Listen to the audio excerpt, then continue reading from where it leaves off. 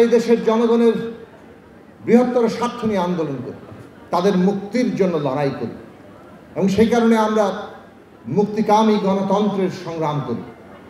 এই দেশের সমস্ত মানুষ জাতিগতভাবে, ধর্মীয়ভাবে, লিঙ্গীয় পরিচয়ে কিংবা যে কোনোভাবে তারা প্রান্তিক হোক না কেন, প্রত্যেক নাগরিকের নাগরিক মর্যাদার ভিত্তিতে রাষ্ট্র তৈরি হবে।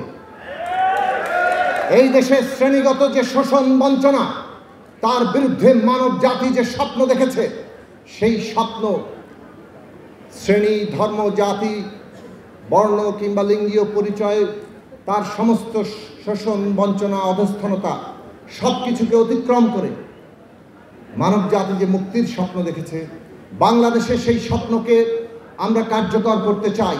আমরা বিশ্বাস রাখি এই দেশের মানুষ সারা দুনিয়ার মানুষের সাথে একাত্ম হয়ে এই সমাজ নির্মাণ করতে পারবে।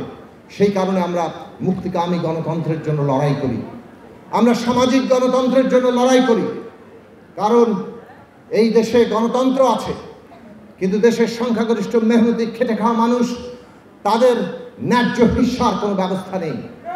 সম্পদের যে বন্টন, সেই বন্টন কতিপয় মুষ্টিমেয় দখলদারদের হাতে থাকে।